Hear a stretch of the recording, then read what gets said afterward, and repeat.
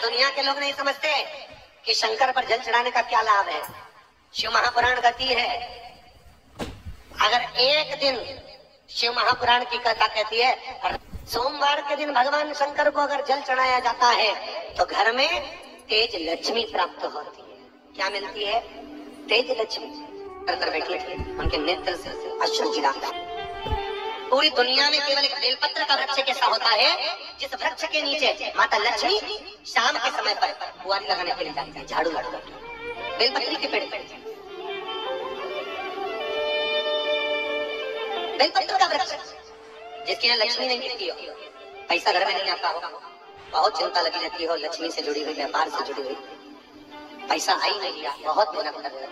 सोमवार की सोमवार 5 सोमवार बेलपत्री के पेड़ के नीचे एक घी का दिया लगाना चालू कर दीजिए। शाम के समय थोड़ी सी मिट्टी बेलपत्री के पेड़ के नीचे की उठा कर लिया, घर के अंदर लाकर इतनी सी मिट्टी लाकर पटक दीजिए। 5 सोमवार करके देखो, छठे सोमवार पे करने की जरूरत नहीं पड़ेगी, व्यापार अपने आप बढ़ना चालू कर जाएगा। लक्ष्मी शाम के समय पर प्रतिदिन बेलपत्र के पेड़ के नीचे बुआरी लगाता है। शंकर भगवान की प्रिय था बेलपत्र। पहले भी कथा में कहा, फिर कहते हैं, जिस व्यक्ति के जीवन में धन, संपदा, वैभव, सत्ता, लक्ष्मी की थोड़ी भी कमी दिखती हो, उसको बेलपत्री के वृक्ष का पूजन चालू कर देना चाहिए। जाओ सोमवार के दिन बेलपत्र वृक्ष के नीचे जल चढ़ाकर, जल का सिंचन कर कर, उसी बेलपत्र के नीचे शाम के समय पर संध्या काल में, प्रदोष काल में भगवान देवाधिदेव महादेव गौरी शंकर का स्मरण करो। बेलपत्र की जड़ की और बेलपत्र की तना की और बेलपत्र के वृक्ष की और तुम्हारा मुख हो। कोई आसन नहीं, कोई आसन नहीं, केवल बेलपत्र के वृक्ष की ओर तुम्हारा मुख हो। जहां बेलपत्री का वृक्ष है उसके नीचे बैठकर उसकी छाया में, उसकी ओट में पंचाक्षर मंत्र नमः शिवाय, या फिर षडाक्षर मंत्र ओम नमः शिवाय, या फिर श्री शिवाय नमस्तुभ्यम का स्मरण कर कर अपने हृदय की बात गौरी शंकर से, महादेव से कहे। शिव महापुराण की कथा कहती है 7 दिनों में एक दिन सोमवार का ऐसा होता है जिस दिन 33 कोटि देवी देवता बेलपत्री के वृक्ष के नीचे बैठकर भगवान शंकर और पार्वती का स्मरण करते हैं और शिव पार्वती उनकी झोलियां खुशियों से भरते हैं। देवता भी जिनका भजन कर रहे हैं वो बेलपत्री के वृक्ष के नीचे। लक्ष्मी, माँ लक्ष्मी के बेलपत्र के वृक्ष के नीचे निरंतर विराजमान होती है।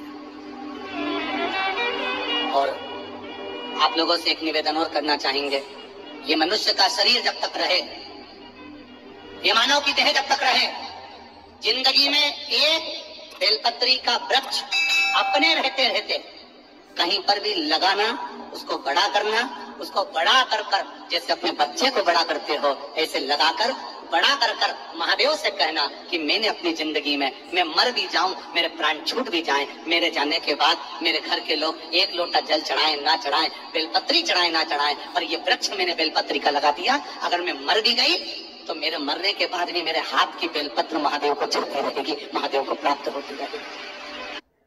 कितना पकड़ पकड़ कर इसे चलना सिखाया, इसके साथ डैड का घर आने के लिए घंटों इंतजार किया।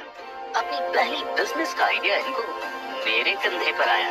इसकी शादी के लिए सबसे पहले भी हम ही सजे और बस यूं ही शुरू हुआ सिलसिला दोबारा साथ जो चलता रहे। जिंदल साथ ही सील वाले पाइप्स और ट्यूब से बने गेट्स, रेलिंग्स और फर्नीचर हैं corrosion resistant, fire resistant, termite resistant और लॉन्ग लास्टिंग। लगाओ एक बेलपत्री के पौधे को छोटे से बड़ा करो, बड़े से बड़ा करो, बड़े से बड़ा करो और बड़ा करने के बाद उसको कहीं तुम्हारी मर्जी पड़े जहां उस बेलपत्री के वृक्ष को लगाओ। अगर गलती हो गई, ये बहुत गलतियां हो गई, बहुत दुख पड़ गया, तकलीफ में आ गए, लग रहा है कि मुझसे बहुत गलतियां हुई है, बाबा मेरी नहीं सुन रहा, ये बेलपत्री का भाग की घंटी पीछे की ओर कर जहां बैठकर बेलपत्र चढ़ा रहा है, पत्ती का मुख अपनी और डंडी का मुख शिव की कुछ आराधना है, मेरे भोले बाबा की कुछ आराधना है। खाली ना जाता कोई, खाली ना जाता से तुम्हारे मैं भी खड़ी हूँ मैं भी खड़ा हूँ अपने। बैसाख के महीने में तो आपको अगर शरीर में कहीं पथरी भी आ गई है ना, कहीं नेत्रों में अगर ज्योति कमजोर पड़ रही है, जाले पड़ने लगे, चश्मा बढ़ने लगा, रात को आंखों में जलन होने लगी, रात को नींद नहीं आ रही है, तो बैसाख के महीने में जो दुर्वा होती है तो दुर्वा को तोड़ लाओ। जहाँ पर अशुभ सुंदरी का स्थान होता है, जहाँ पर अशुभ सुंदरी का स्थान होता है, उस अशुभ सुंदरी के स्थान पर उस दुर्वा को रख दो। और कुंदकेश्वर महादेव का नाम, कौन सा महादेव का नाम लेना है? कुंदकेश्वर। वो दुर्वा को उठा कर लिया। बैसाख के महीने में कोई भी तिथि, कोई भी दिन, कोई भी वार आप बैसाख के महीने में कर सकते। वो दुर्वा को लेकर आओ, लगभग 20-25 दुर्वा लेना, उसको लेकर आइए। सुबह सुबह कुंदकेश्वर महादेव का नाम लेकर उसको खाना प्रारंभ कर दीजिए। एक दुर्वा रोज खाओ। जो पथरी है या नेत्रों में तकलीफ है या कोई ना कोई रात्रि को नींद नहीं आना, बेचैनी हो जाना, घबराहट आना, धीरे धीरे धीरे धीरे 20 दिन की वो दुर्वा है, 20 दुर्वा एक एक दिन खाना चालू करो। 4 या 5 दिन लगेंगे, अपने आप आपको कोई गोली खाने की जरूरत नहीं पड़ेगी, नींद अपने आप आना प्यारा हो जाएगी। और बेचैनी अशोक सुंदरी वाली जगह पर दुर्वा समर्पित कर कुंदकेश्वर महादेव का नाम लेकर, कौन सा महादेव? कुंदकेश्वर। जिस नारी का रजोधर्म से जुड़ा हुआ जो भी तकलीफ होती है, केवल हाथ में जल लेकर आसक्ति का नाम लेकर भी वो पान कर लेती है, तो रजोधर्म से जुड़े हुए सारे दुख, कहते हैं कि गर्भ में, गर्भाशय में अगर गांठ भी पड़ गई है और डॉक्टर कह रहा है कि बच्चादानी में गांठ है, गर्भाशय में गांठ है और इसका ऑपरेशन होना जरूरी है, आसक्ति दक्ष प्रजापति की पहली पत्नी का मात्र स्मरण कर कर अगर आचमन पानी का कर लिया जाए तो गांठ भी गर्भाशय की गलना प्रारंभ हो जाती है। ये वो नाम, ये वो शब्द है। अगर मान लो शरीर में कोई गांठ पड़ जाती है, डॉक्टर अपना इलाज कर रहा हो, उस जगह पर प्रजापति वीरण की पुत्री आसक्ति का नाम स्मरण में आना चाहिए। एक बार सब बोलिए, क्या नाम है? आसक्ति। और हम आसक्ति का नाम भी नहीं बोल सकते, तो इसी आसक्ति का एक नाम है वीरणी। क्या नाम है? आसक्ति का स्मरण।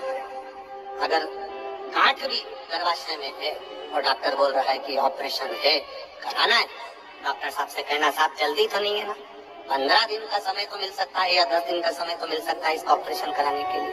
फिर आसक्ति का नाम लेकर शिव जी के शिवलिंग पर जब हम बेलपत्र समर्पित करें तो ये डंडी का मुख जब हम शिव जी को चढ़ाते हैं तो इस डंडी का मुख हमेशा हम उधर रखते हैं। अब की बार आसक्ति का नाम लेकर जब हम शंकर भगवान को बेलपत्र समर्पित करेंगे तो ये डंडी का मुख शिवलिंग पर अपनी ओर रखेंगे और उसी बेलपत्र को चढ़ाकर जल समर्पित कर कर आचमन कर कर उसी बेलपत्र को लाकर घर के द्वार को पूरा खोलकर घर के अंदर प्रवेश कर कर घर के बाहर स्मरण को, शिव को याद करते हुए उस बेलपत्र को चबा चबा कर खाना प्रारंभ करिए।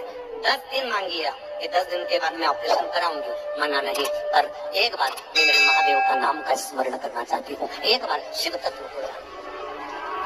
क्या नाम है? जम के बोलो, नाम बोलो फिर से।